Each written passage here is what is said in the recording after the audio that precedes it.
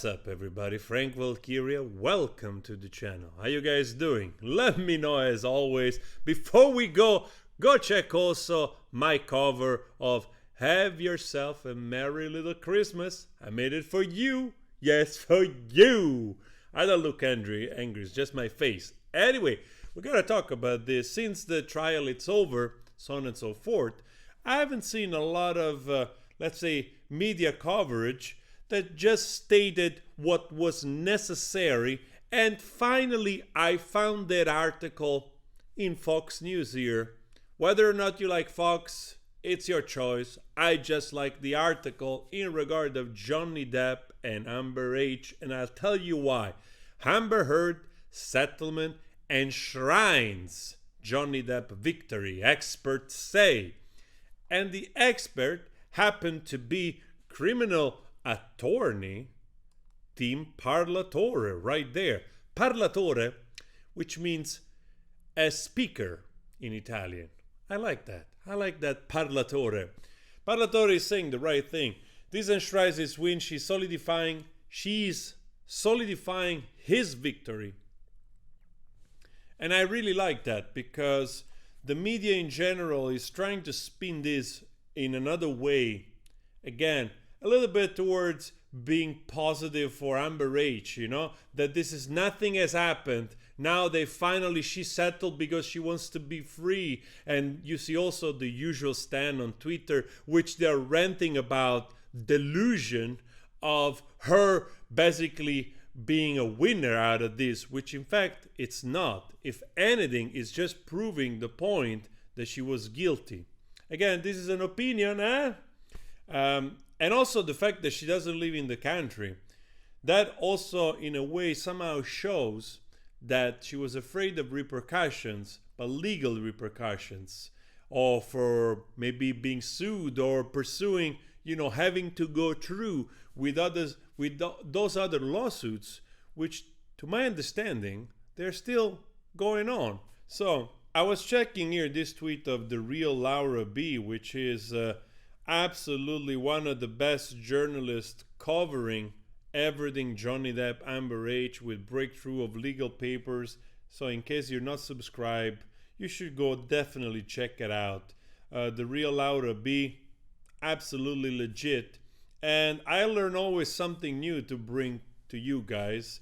In this case is the legal team of AH was paid by her insurances according to court documents more than freaking $10 million. $10 million. Can you imagine how much those lawsuits cost? And one good point is that there are, of course, like I said before, all the stands going around. She's free, she can talk, she can say whatever she wants. Well, I have good news for you. She can talk and she will talk, but if she actually talks smack, she can be she can be sued again. And also the verdict that she lost the 1st of June against her still stand.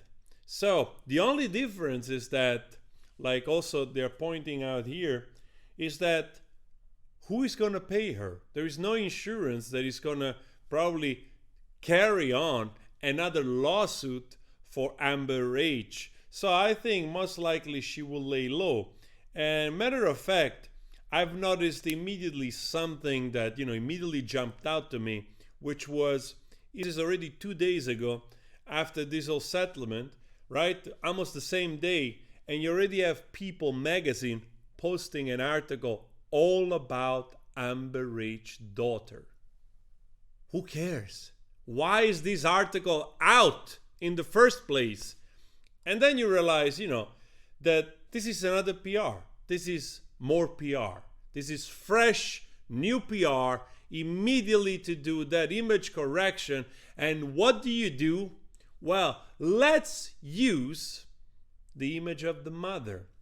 And honestly, I don't know how I feel about this. This feels like a little gimmicky and a little low. I would leave my own daughter alone, honestly, instead of letting People magazine trying to let's say, create sympathy towards a woman that, I don't know, man. I don't know. I don't think she's such a great person. Then again, maybe that's just my perception, but I don't think that's so great. There is much greatness. And if I can give a suggestion also to some of the stands, which they're a little bit, I'm telling you, man, narcissists, they love to use your support.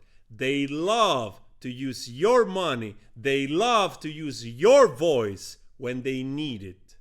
And they're very quick also to drop you, to discard you when they don't need you anymore. So do yourself a favor.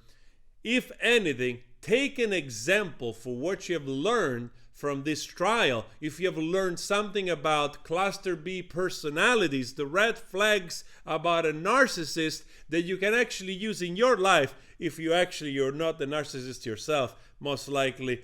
That's why some of the stands actually they root so hardly for Amber H in the first place. But if you're not, well, learn from those red flags. It could be very valuable in your life to spot one of those narcs that will damage you most likely. Anyway, it's a free advice. Who cares? I'm not diagnosing anybody, just in case.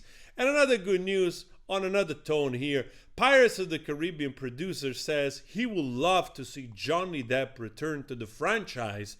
And to be honest, I will love that too. Most likely, you will love that too. I know that there is that usual like stain, people which they're very firm in their beliefs and wanting Johnny not to give in on what he said in the trial about the million alpacas and $300 million. You also have to understand there is probably like 500 million people, or who knows how many, which most likely at one point will watch a new Johnny Depp Captain Jack Sparrow.